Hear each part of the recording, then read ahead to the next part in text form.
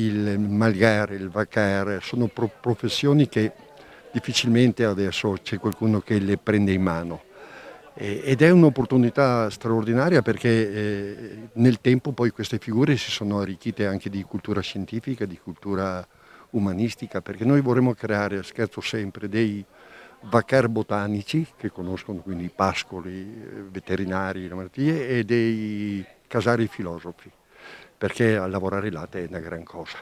Con tutto poi quello che è annesso, perché c'è un valore anche di tipo ambientale, cioè se tu proteggi queste malghe, se le tieni vive, tieni viva la montagna, proteggi il pascolo dall'invasione del bosco, ci sono tanti valori che ci sono addosso. Abbiamo lanciato questa cosa, partirà a gennaio, abbiamo già tanta curiosità attorno.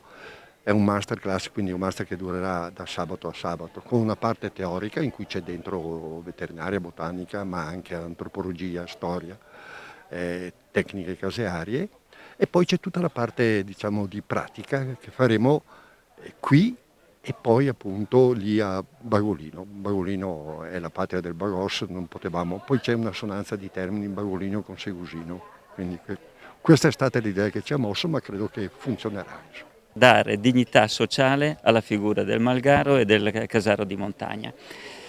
Credo che possa interpretare straordinariamente un'esigenza di, come si dice, di professioni che siano messe nel territorio e che possano contribuire a valorizzarle. Di solito il malgaro o il casaro sono stati percorsi che sono passati da persona in persona, quindi da generazione. Noi crediamo che sia il momento per dargli una dignità professionale e un riconoscimento sociale importante. Prevediamo quindi un percorso formativo strutturato, fatto di quelle competenze che servono per svolgere una professione che sempre di più assomiglia all'imprenditore e sempre meno all'operatore improvvisato. Siamo consapevoli che è un mestiere difficile e faticoso, lavorare in montagna è un qualcosa che oggi non trova spazio nelle nuove attitudini, però è un qualcosa di importante, un vivere con la natura, un servizio fatto ai cittadini, e noi dobbiamo seguire tutto un percorso perché possa incentivare ed agevolare la possibilità che i giovani si riavvicinino a questa bellissima attività. È inutile dire sì che siamo contenti e orgogliosi di ospitare questa presentazione e questa iniziativa, perché infatti l'idea di questa scuola internazionale del formaggio di montagna appunto è quella di prevedere una settimana intensiva di lezioni in sito proprio a Milies, con appunto delle parti qui in Malga, Molvine e Binotto. Credo che questo non vada altro che a confermare quella che era la nostra idea e il nostro intento, la nostra volontà di promuovere e di mantenere, insomma valorizzare le nostre tradizioni malgarie culturali e tradizionali appunto di montagna. Volontà espressa anche nei mesi scorsi proprio con l'acquisto di questa malga da parte del comune, dalla comunità montana Prealpi Trevigiane, proprio per assicurarci che questo bene rimanesse proprio un bene della collettività, della popolazione, e che continuasse a svolgere questa funzione proprio di tramandare quest'arte e questa tradizione. Io sono felice di essere arrivata quassù.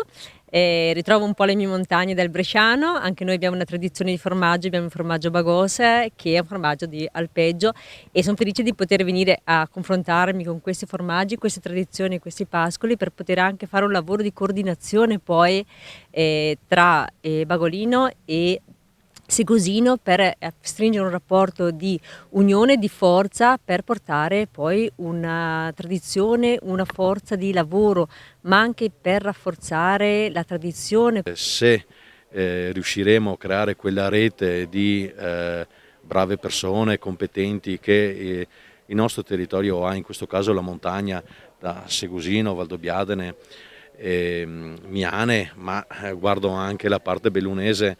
Credo che mettere assieme appunto le capacità che hanno i nostri malgari e le persone che gestiscono i prati, i boschi, l'alpeggio, i professori, le scuole, abbiamo la scuola di ristorazione DF, insomma tante capacità che messe assieme possono creare un qualcosa di autentico, che dia veramente la possibilità alla nostra montagna di continuare a vivere e migliorare le condizioni di chi ci lavora.